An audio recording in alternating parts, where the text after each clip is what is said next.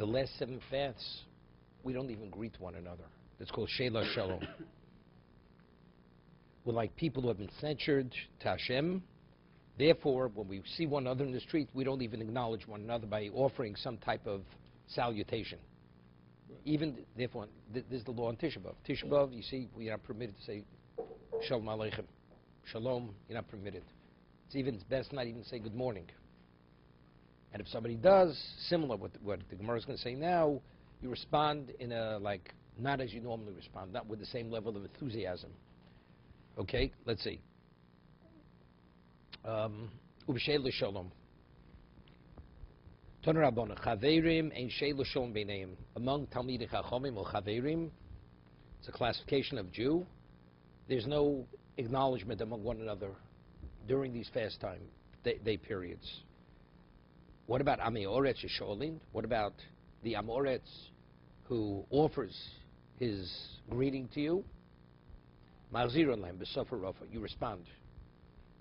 U'b'kovod rosh, and with respect, with dignity. You respond. Why? So Rashi says, because otherwise there's going to be an animosity and a hate. Because that's an indication who don't you respond to? Somebody you don't value, you don't acknowledge. He may take it the wrong way. Therefore, you should respond. However, one doesn't respond as he normally would respond, with the same upbeat type of feeling.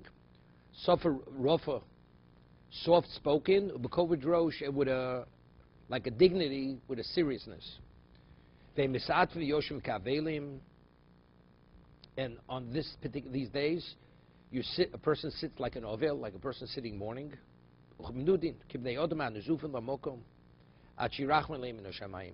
So how does a novel sit? A novel doesn't sit on a chair. A person sits on the floor.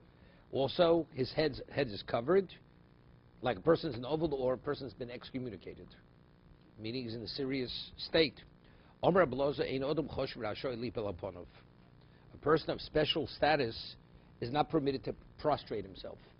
You know, what's prostration? What's being in the presence of others? It's almost like it's like I'm nothing. Let's say a person prostrates himself in tefillah, and then there's no response. So what does it mean? He like belittles himself in the presence of other people. And look, if there's a response, you say, you see its value. But if there's no value, what's the point? You just disgrace yourself for no reason. So therefore, Adam Choshuv Ein Adam Rashoy Lipal Aponov. Little means to fall on his face. It's prostration. Unless he's of a person who's worthy to be answered, like Rishu ben Nun, Shenemar, as it said by Yeshua, V'yom Hashem al Yeshua, Kum Loch, because it says when he heard about the 36 casualties in Ai, that they were killed, it was the first time. This had to do with the spoils of Jericho. Somebody had taken the spoils of Yericho, right? So Hashem said to him, Kum Loch lo mazata nofel aponecho. Why are you prostrating yourself? Why is your face covered by the ground? Rise. Omer Ablozo. In Odom Rosh Choshev Rashoy Lach Gorsak. What about wearing sackcloth? An Odom Choshev is not permitted to wear sackcloth. Also, it's a belittlement. It's a belittlement of the person. Elke Nena Kyo Yoram ben Achov. Interesting Rashi. Yoram ben Achov was a Russia. He was an idolater. But there was a decree from Hashem, and he wore sackcloth. And Hashem, because of his humbling himself, Hashem caused that the situation came by Shenemar. V'yikishma melech as divrei ho'isha. V'yikres begodov. When he heard, it says, he rent his garments. Over lachoma. V'yarob v'nei asak al besoro. He was wearing sackcloth on his flesh. So Rashi says over here. Rega.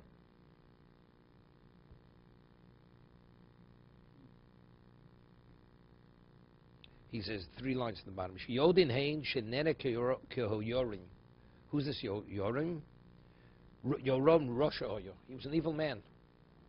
Elo shisana al rov, but he was a famine. Shehoyu b'yomov v'nene. And he prayed, and he wore sackcloth, and Hashem answered. The famine passed. Shenemar tichsi v'yisor soles b'shekel sosaim sorim kib'shekel. It passed. Now, Omer Ablozer, Lo Akol B'Kriyo, Lo Akol B'Nefilo. Not everybody's permitted to rent his garments. Not everybody is permitted to prostrate himself. Moshe ve'Aaron b'Nefilo. right? The story with the spies, what happened? It says they prostrated themselves because they were of that certain dimension. Yeshua Koli, but it says when they heard the spies, what they were saying, it says they rent their garments. Wanted they also? The answer is because they weren't at that level. Moshe and Aaron were at that special level, so they prostrated themselves. Yeshua and Kalev weren't at that level, so how did they express their pain? By renting the garments. That's how they were grieving over the tragedy that was taking place. So Mordechai goes into that same classification. He was a gadol and he rented his garments. No, it said he wore sackcloth. It says he wore sackcloth. Doesn't he rented his garments? Okay, so that's like 1 second. Moshe v'Aaron ben Tefillah. What if from Moshe and Aaron they prostrate themselves? Dechsiv v'yipol Moshe v'Aaron al pneim. Yeshua v'Kol b'Kri. Where do you find they rent their garments? Dechsiv v'Yeshua ben Nun v'Kol ben Yifuna. Koru bigdeim. Right? They tore their clothing. Masker Reb Zera v'Tem Reb Shmuel ben Achmoni. So Reb Zera and others say it was Reb Shmuel ben Achmoni. Ihava ksiv Yoshua. If what does it say? It says v'Yoshua. It says, and Yoshua and Kalev. The and means it's connecting to before. If they're independent of what Moshe and Aaron are doing, it should say, Yoshua and Kalev, they rent their garments. What's the and? And is connected to what took place before. Hashlisiv Yoshua, Havov, they did both. Not only did they fall on their faces, in addition they rented their garments, meaning for Moshe and Aaron to express their grief, their pain, that Hashem should answer, it's enough for them just to prostrate themselves. They didn't have to rent their garments. Yeshua and Kalev were not at their level, in addition to prostrating themselves. That's their mode of tefillah, in prostration, in addition they had to rent their garments. Not everyone, each person has a certain posture when he prays. Not everybody is in a standing position. Not everybody in a prostrated position. Malachim b'kima. Kings stand. Sorim b'shtachbo. Ministers prostration. Malachim b'kima. Where do we find malachim? Stand. Dechsiv.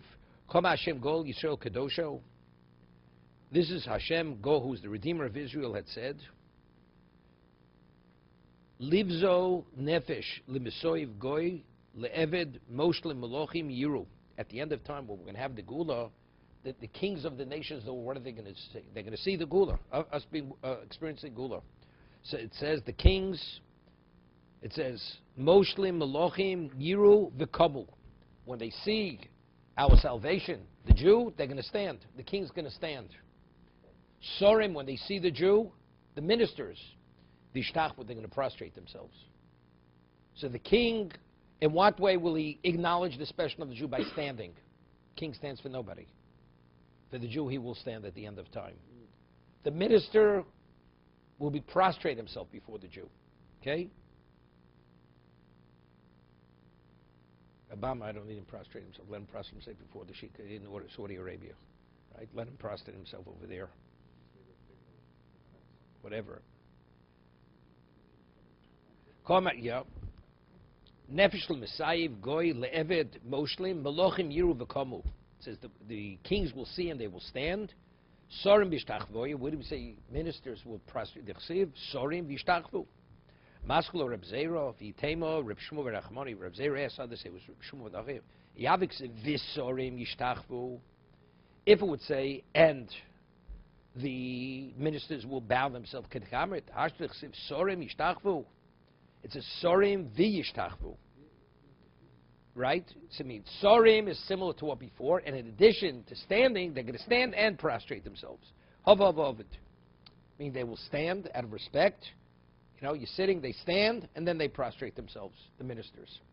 Omer Rav Nachman Yitzchok Afani Omer lo akol laora v'lo akol l'simcha. Not everybody will merit the light, and not everybody will merit the joy. It depends who you are. We're talking about the end of time. Why? Lo akol laora, lo akol l'simcha. Tzadikim laora. Yeah, tzadikim will merit at the end of time to see the light, the special light. Yisharim l'simcha, but the Yisharim, as Rashi will say, Yisharim are greater than tzadikim. A Yosher is greater than a tzadik. A tzadik does everything correctly. A Yosher not only does do everything correctly, because of his his level of purity, he has an objectivity that he doesn't allow anything to affect him. And that means a Yosher is a straight person. He sees everything correctly. Tzaddik means a person does everything correctly. The Yosher not only does everything correctly, he sees everything. He has an objectivity of one of a kind. There's no such thing as conflict of interest with him. That's a Yosher. Where do we see that the Tzaddik merits the light? The Chsiv, Orzer Rula Tzaddik. The light will be planted for who? The Tzaddik. It says that at the beginning of time, Hashem set aside the light that was created, that special light for the Tzaddikim, Los Lavu, at the end of time. Uli Shorim Simcha, but the Shorim, in addition, they will have that special level of joy. The Chsiv, Uli Yishrei Leiv Simcha. The ones who have straight hearts, they will merit Simcha. Now, we spoke about the last 7 fasts, right?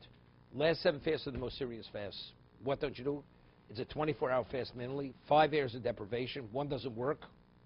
The bathhouses are closed. The stores are closed. The only time you open the store is towards evening on Monday. Thursday, it's open a whole day, wide open, right? That's what we had earlier, okay? But that's what was discussed before. Now the Mishnah say things that were not mentioned in the Mishnah before. They take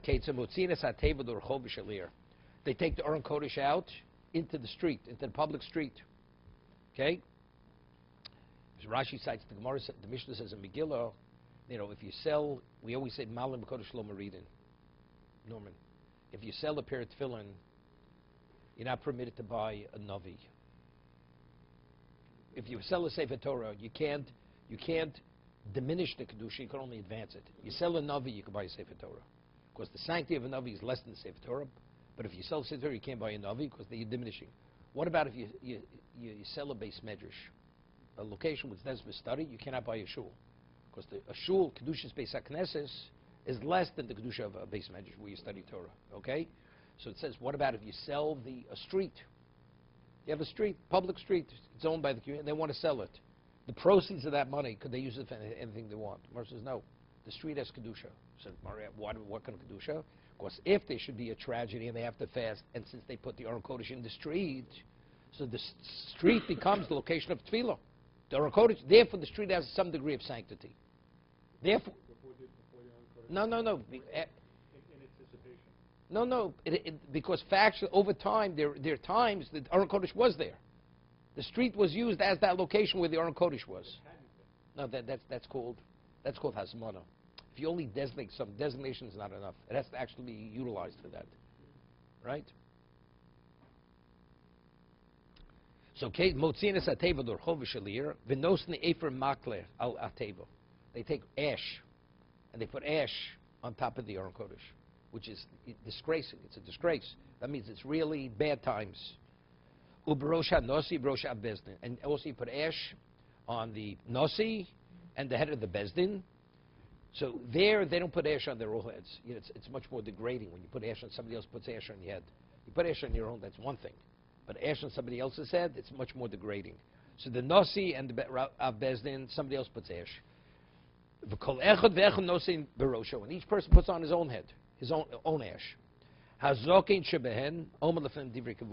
The elder among the community, he says words of Musa. Kvusha means, Rashi says, which to be kovish means to conquer, to suppress, right? To take over. Words which will affect us, which will be able to take control of our lives. Achenu, and what does he say to him? Achenu lo nemer bachi ninve v'yara kim esak v'stanisham. Hashem was going to send Yonah that Nineveh is going to be destroyed. So it says, when they did tshuva, what did it say? It says, God, even though it says they took sackcloth, they fasted, it says, Hashem did not see their sackcloth and their fasting. Elaviyar elokim esmaseihem kishavu midarkom haro. What did he see? He saw their actions, that they had returned from their evil ways. They did tshuva. Meaning all these other things, these are the trappings of tshuva. But what do you have to do? You have to do tshuva. As they say, he talks a good game. I'm not interested in talking a good game. The question is, where are you at? Right? Ubakabalu Omer cites another pasuk. V'kiru levavchem v'sbigdechem. You should tear your hearts. What does Hashem want to say? The heart. Vel bigdechem omdu. Omdu b'tfilo. Now they're ready to daven. Now who's the qualified shliach tzibur? Somebody has a beautiful voice. Is that sufficient? Okay, Cantor, so and so. Okay, Eddie Cantor used to be a what's his name? Used to be used to be an actor. Eddie Cantor. Okay, Moridin lefnei ateva zokin v'rogel. First, he should be an elder. Rogel means he should be familiar with the liturgy. With v'yesh lo bono ubeso rekom, and he has a family. Beso rekom means there's a question in the Gemara what beso, either he's impoverished, so therefore he's humble, or beso rekom means he has no sins. His house has no sins in it. His house is empty of sin, meaning he's a tzaddik. What's the reason? So he should be fully committed to tefillah. A person has what to pray for. He has a family. He's older, right? And the Shemon Esrei, the Chazor says 24 brachos. Yud Ches Shebchol Yom, he says the regular 18, which you have in the regular Shemon Esrei. Most of Aleim Ochesh, and then we had this before. It adds another 6. Remember that's the 18 blasts. For each one, you have Tkiyah Trua Tkiyah. For each bracha, so you have 18, 6 times 3. Okay? Ve'eluhein. And what do you say? Zichronos, Shofros. In the blessings, you have things which represent Zichronos, like on Rosh Hashanah, and Shofros. Let's see the hay here. What's the pasuk? Excuse me. Shir Amalos El Hashem Batzorosa Li Kurosi Vaneni. Right? David says El Hashem Batzorosa Li. When I have my Batzorosa Li Kurosi, with my tzora I called out to you. Ve'anenu, you answered me. You say that capital. Esein Elohorim Mimamakim Kurosich Hashem. Right? These are all different chapters in Tehillim. Tefillah Onikiyatov Rabbi Yehuda Omer Lo Hoyo Tzorach Lo Mezichronos Shofros. Doesn't have to say the brachos like on Rosh Yom Kippur. Zichronos Shofros. Elo Omer Tachtein. What do you say? Rov Kiyah Boretz Dever Kiyah. There was a famine. There was a pestilence in the land. Tes. Yeah, it's Pasuk in Malachim. Asher hoyo dvar Hashem el Yirmiyo al divrei abatzores v'omer chosmein. He says the conclusion of the bracha. Al Rishono. I won't see Rashi on this. There's Rashi here. Now, what does it mean, Aether? Rashi is going to explain. It says you take Aether mikler. That's ash of something that's burnt. Aether mamosh v'lo offer, and not dirt. Something that was burnt. Why? Aether stam hu offer. When the word Aether, although we interpret mean ash, it could also mean dirt. It doesn't have to mean ash. The Shem she'efer kori offer, we find efer is called offer. The chsiv me'afar sreifes hachatos. It says you should take from the burnt. This is by the paraduma. You should take from the afar. So how is the ash of the paraduma referred to? Afar. So you see, efer could be referred to as dirt. The same word. So afar doesn't have to mean dirt. It can mean ash. Kach offer, identically offer kori efer. Offer, when you say offer, it can mean what? It means ash, stam. Tony, therefore it says Efer Mikla. If we should say Efer, you think maybe it means dirt. Efer Mikla means cold, it means ash from something that was burnt. It's qualifying what Efer is. Here it does not mean dirt. It means take something that was burnt and put it on the Aron Kodesh. Efer Sreifa. Evitoni Efer Stam Hoyo Bashma Offer Efer Makle Gnai Yoser. Milfa Stam. Taking regular dirt, put it on yet is one thing. Taking something that's burnt, it's a greater disgrace. The person should feel affected by what's happening. Gemara Meforish my time and nos so. Kvushim loshnat zero. Kimo michbosh. It's pressing.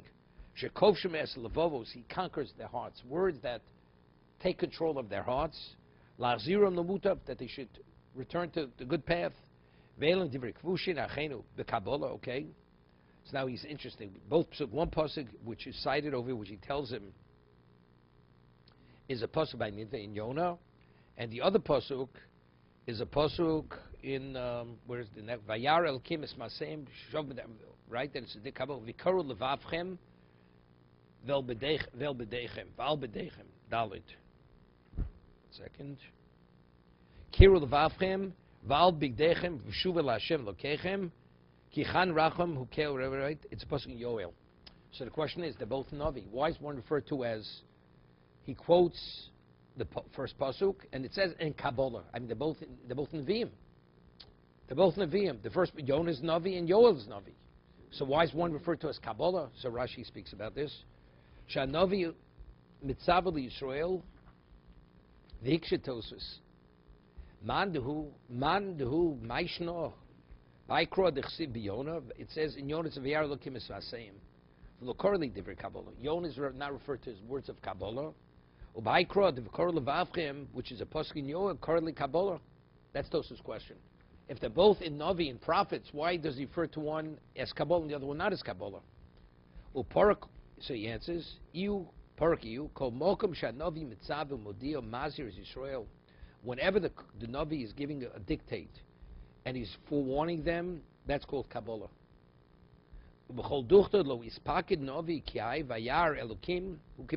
Navi is just telling over something, that's not Kabbalah. Kabbalah is when he's giving a rebuke. When he rebukes them, that's called Kabbalah. Right? So he's telling you, what does God want from you? The pasuk in Yonah is Hashem saw. He's not talking, he's just telling of what Hashem saw. That's not called Kabbalah. That's called Navi. That's regular Navi. But what Kabbalah means, when he's actually, the second one, he says Hashem wants to see your hearts torn, not your garments torn. So that he's telling them. Right? He's not just superficiality over here. Okay? Now let's go further.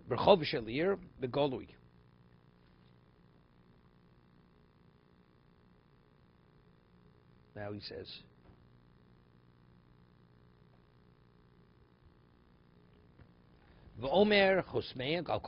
after you say the portion, you say psukim of Zechronos, you end, and shofars, chasim shof, chen, kulam, kain, haparsha, can perish ozil.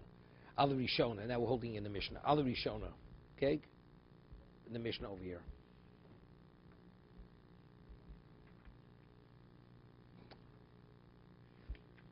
Al Rishon hu Omer. So he says, what is the first thing he says, which is unusual, which is not regular part of the Shemon Esrei? He says, Mishon al Avrom.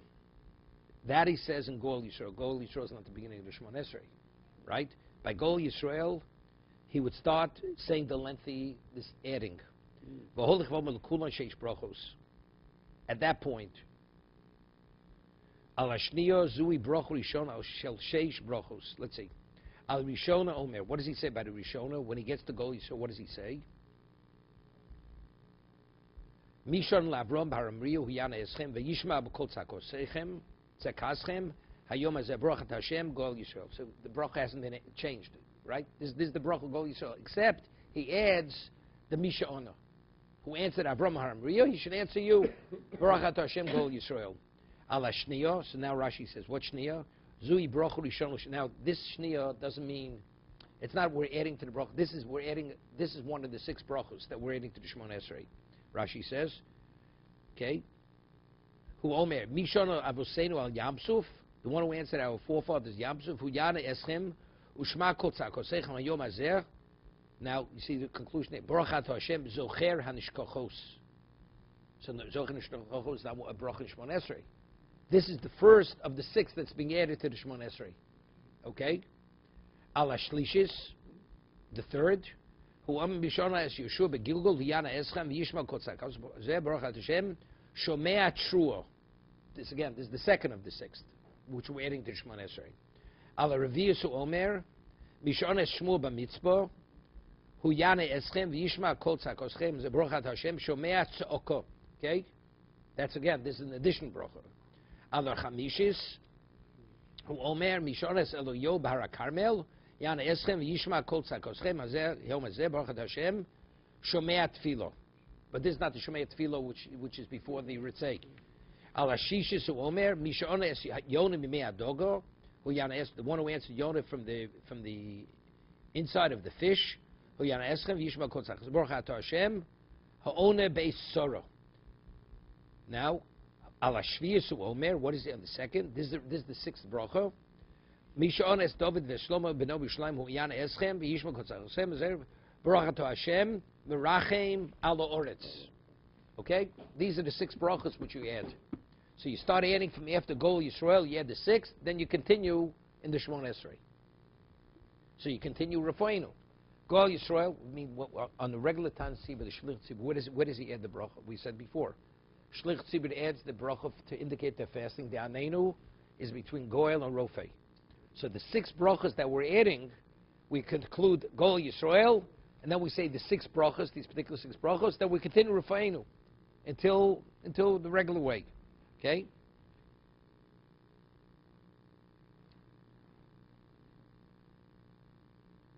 So Rashi explains the psukim that we quote, Esein Elohorim. Now, Elio, what was the story of Elio? He was Bahar HaKarmel, he was on a mountain, right? He prayed that Hashem should prove that he's the God and the idolatry is nothing. So fire came down, consumed the altar with the animal and everything. So that's Esein Elohorim. The Har, it's alluding to what took place on the mountain. So take a look at Rashi. Rashi says, why is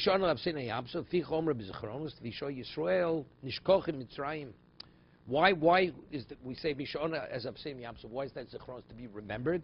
When we're in Egypt, we're in bondage. It's like God, we were forgotten. So what happened in Yamsuf? God shows He remembers us, right? And the Jews, they despaired that they are going to be redeemed. Hashem remembered them and He redeemed them.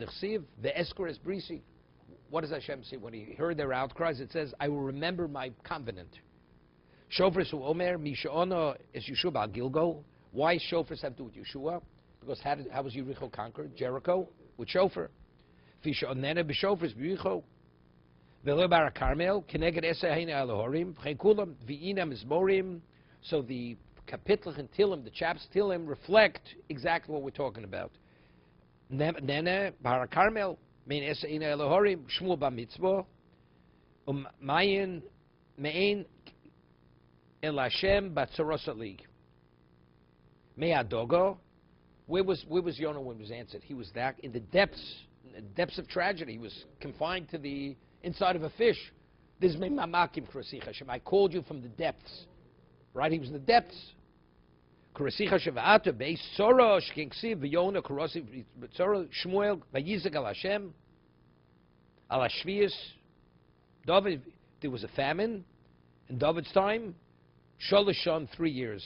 Shlomo Sheichnas Oron Beis. What happened?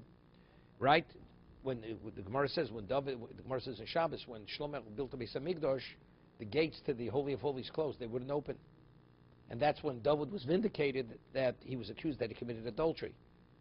Right, and then he said a mizmor, and he says Bavud David Avdecho, and when he said Bavud, then the gates opened, and that was a public vindication of David, because all his enemies, they would always accuse him that he committed adultery. So David says, could you vindicate in my lifetime? Hashem says no.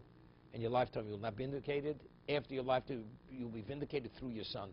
And this is how he's vindicated. The whole Klal Yisrael were there. The gates of the Holy of Holies were not open. When he says, in the merit of David Avdecho, then the gates opened. So that confirmed then, at that moment, that David was a tzaddik. Chas v'sholom never committed adultery.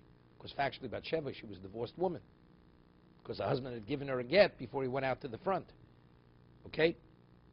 Let's go further in the Mishnah.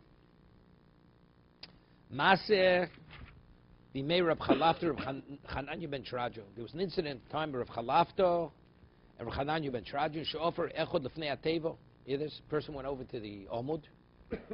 V'gomer sebrachu kula v'lona achru v'omein. And they didn't answer omein. Toku ha-kohanim v'toku. And the Kohanim blew the shofar. Like we said, by each one of them, you say Tekiah, Trua, Tekiah. So over here, Rashi says, somebody gives the order, Tiku, B'dei Aaron Tiku. Rashi, Chazana Knesset, Omer Lehem, I'll call Brocho, Brocho. V'ashamish lo shlich tzibur. The one who tells him, it's interesting, by Birchas Kohanim, who says Yivarecho? The shlich tzibur. He's the one, and they repeat after him. who gives the instruction to the Kohanim that they should blow the shofar? Because we said each bracha has Tkiya, Trua, Tkiya, right? And 6 brachas, 18. Well, who instructs the ones it's time to blow? Right? Tiku, right? B'nei Aaron Tiku. So he says, the Chazna, it's the Shamas. The Shamas, that was his responsibility. He would instruct him when it's time to blow the shofar. He would give him the order.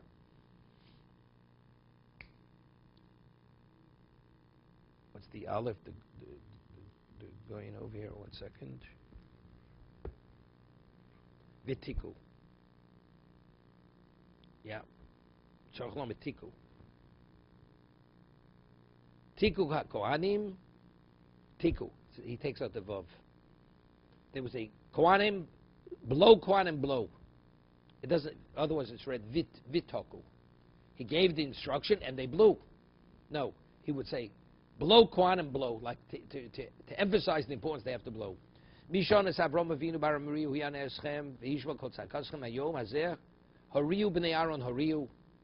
And then the Shabbos would say, hariu, blow the truah. So truah is always preceded with a tkiyah and followed with a tkiyah.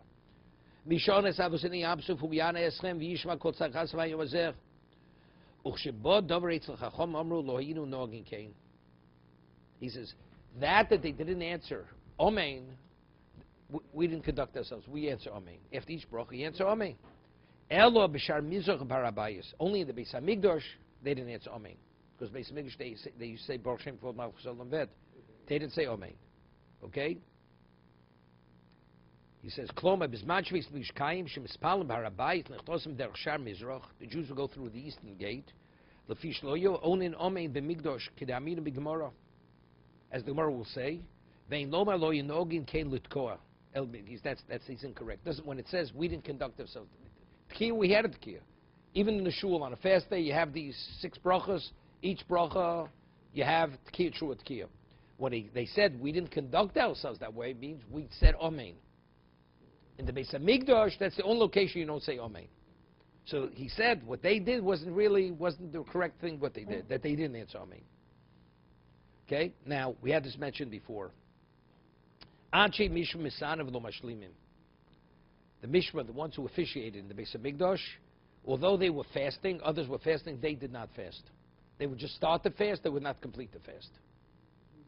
Now, the Kohanim who officiated in the Beis Hamikdash. Although they were fasting, everybody fasted, they would begin the fast, they would not complete the fast. Anche Beisav. What about the Anche Beisav? So Rashi explains that there was the one, they went on a rotation system. The Kohanim, they only officiated 2 weeks a year, except for the Regalim. Regalim, every Kohen was available because the workload was so overwhelming. So it says the Anshe Beisav means each family of Kohanim had 7 families. So every day of the week, another family of the group would officiate. And if they had to be assisted, the other ones would be on call to assist them. So the week would be divided to 7 days. Each day would be one family. Although they were all part of the same family, but each one was the paternal, the head of the family.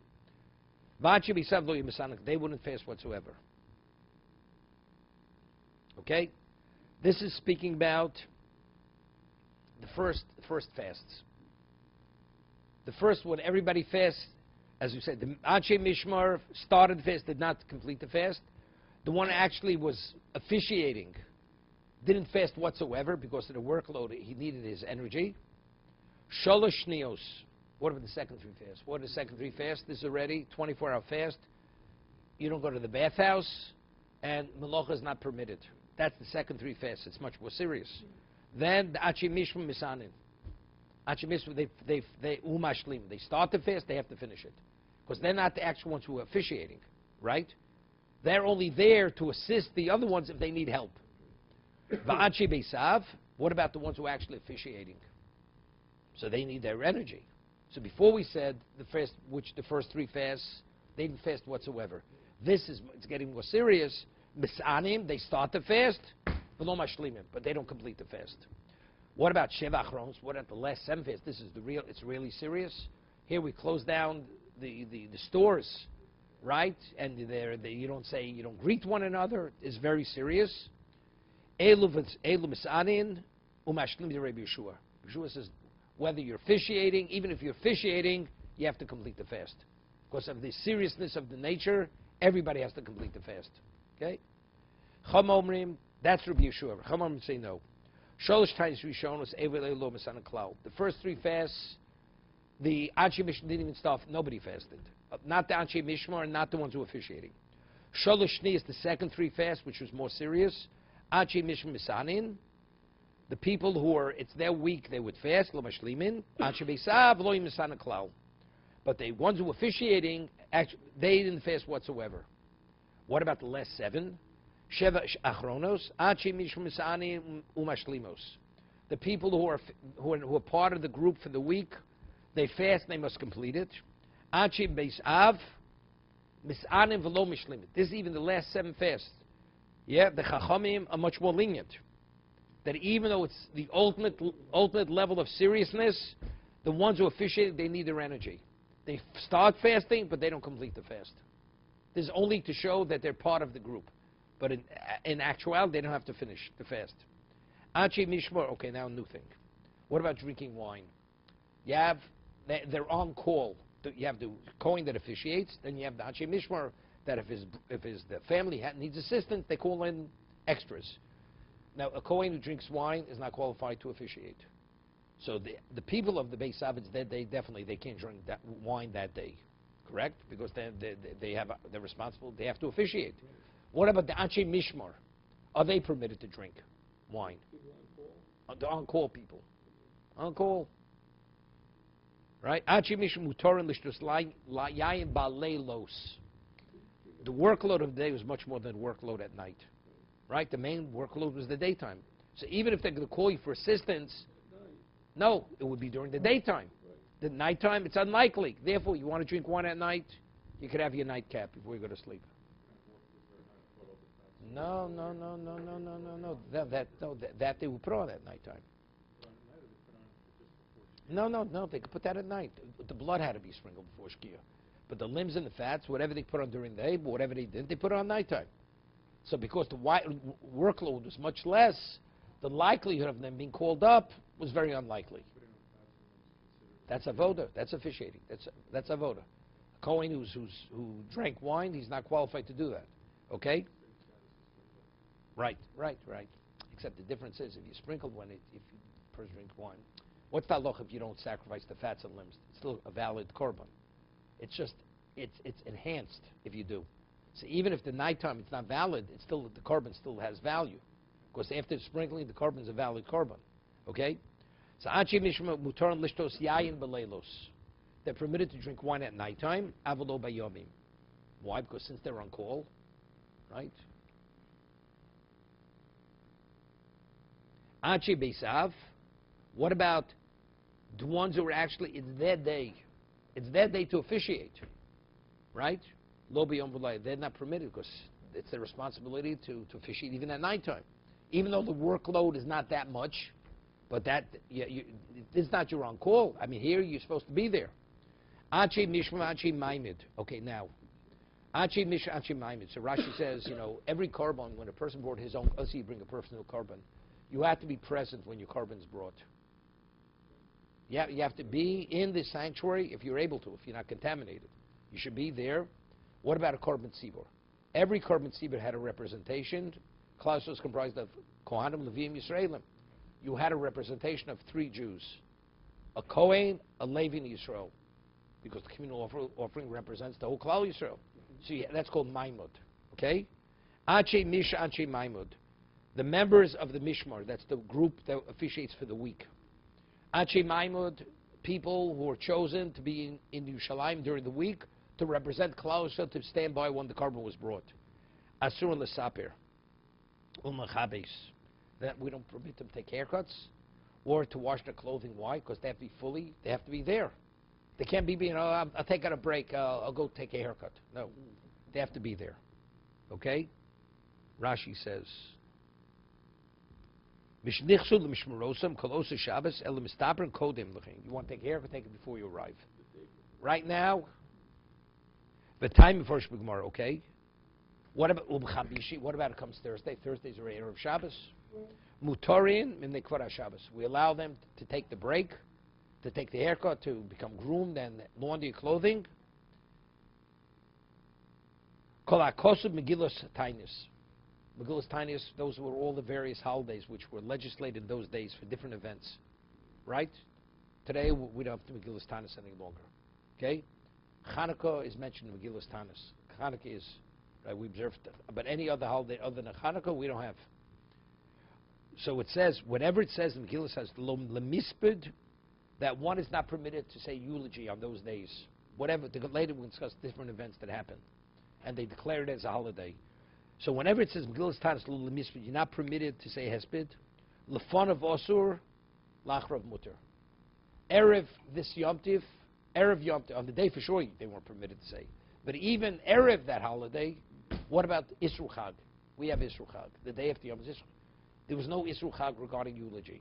These holidays, the day after these holidays, it was permitted to say hesped. Rabbi Yossi says no. Lefon of ulachar osur. When it comes to hesped, it's like a regular Yom Tif. A regular Yom Tif, one doesn't say hesped Erev Yom Tif, or after. It's Isru Chag. That's Rabbi Yossi. Okay, he's arguing. What about, it says, Gelulis Ano. It says the certain holidays you're not permitted to fast on the holiday. Okay? Lefon of lachrav mutter. Fasting, you're permitted to fast pre and post. That's the Tanna Kama. Rabbi Yossi says no.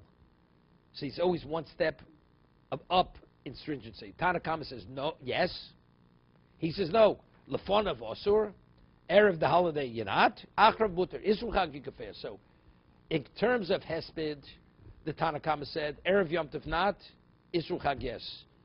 Rabbi Yossi's machmir, he says not only Erev, even post. The Tanna Kama fasting, he says, Erev and post you're permitted. Rabbi Yossi says Erev not, post yes. Okay? And Gozrin Taanis alatzi betchila b'chamishi. Right? A fast always. Let's say you have a tragedy. So you legislate people have to start fasting. Let's say it happens, it's on a Wednesday. So we can say the first day fasting is to be Thursday. So now when people go buy food Thursday night, they're buying a double portion. They're buying to break the fast, and they're buying it for Shabbos. You know, so what the storekeepers and the suppliers of what do they think? There's a run on food. So what happens? The price of food goes skyrockets. Therefore, they're not permitted to legislate the first fast should start on the Thursday, because the community will be hurt by this. But if it starts on Monday and people are already aware, words gotten around, we're already in the fasting mode. So therefore, comes Thursday, people know why people buying a double amount, because they're fasting.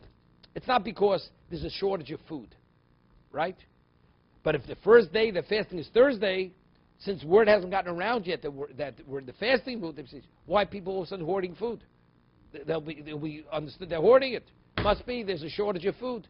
Therefore, the price is going to skyrocket. Okay? Shalafki Hashem, you're going to break the markets. The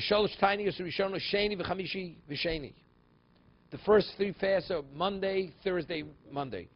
Shalosh Nios, the second three, Chamishi, Sheni, v'Chamishi. The second, because once already fasting the first three, when you go into the second three, what happens? The second three, the second time, the Thursday is no different than the second Thursday, than the second fast, which is Thursday. Everybody agrees. We start on Monday, you have Monday, Thursday, Monday. We're not concerned Monday night when they go buy food to break the fast and for Shabbos, because everybody knows. So let's say things haven't gotten better, so you have to continue fasting. Let's say they say, now we're going to go Thursday, Monday. Is it a Thursday problem? Tanna Kama says not, because people are aware that there are problems. So they understand the reason why people are buying more food is not because there's a shortage of food. It's because people are fasting. That's the reason. Rabbi Yossi says no.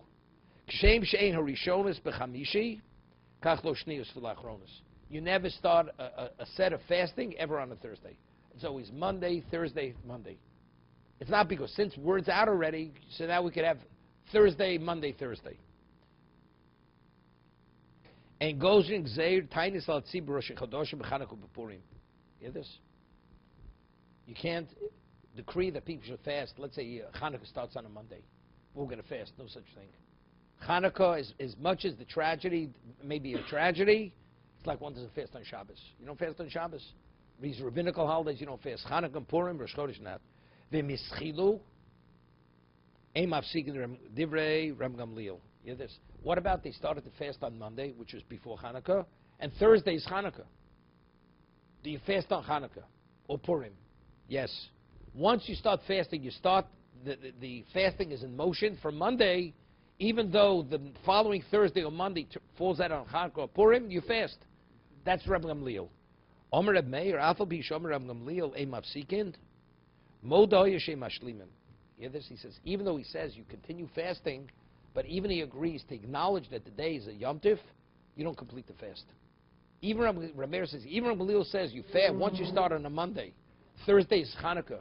You fast on Hanukkah, but you will not complete that fast on Thursday. To acknowledge that it's a Yom Tif. Because you fasted full day, it's like you're ignoring it's a Yom Tif. Not.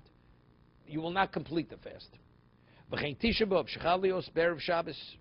Yeah, he says, Tisha B'Av that falls out on a Friday, we don't have such a thing. This, in the olden days, it could be. You would not complete the fast Erev Shabbos.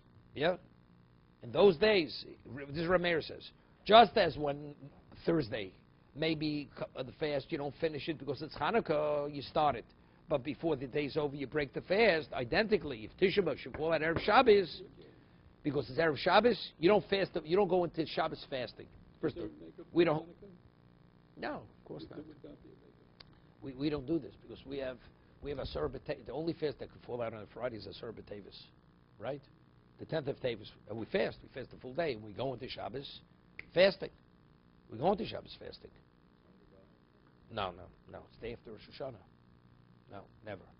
The only fast comes out of Shabbos is Asar B'Tevis. 10th of Tevis. That's the siege. Okay. What? No, because we don't hold this way. We hold that even Erev Shabbos you complete the fast. Not like Rameir is saying. No. No, it's Erev Shabbos. No, it's not. It's different. That's for a different thing. That's because Purim comes out on Shabbos.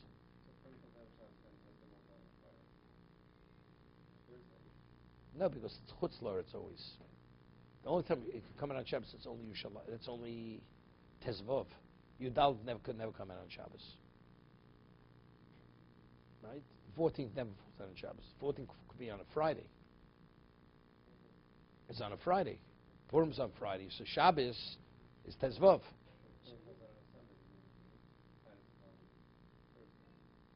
Yeah. Right. It's true.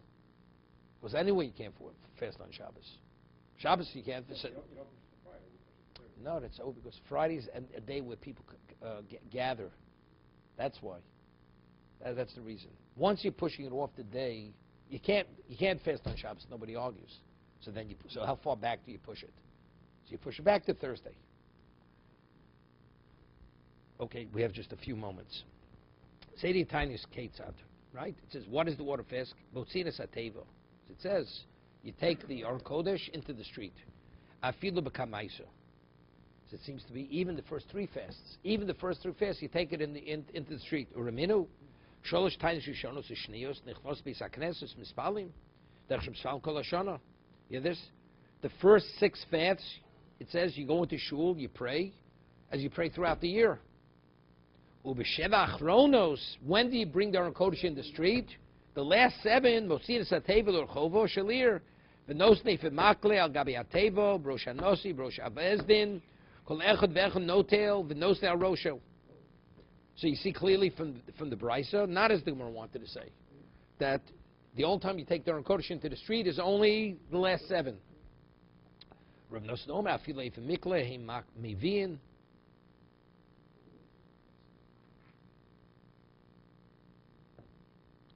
He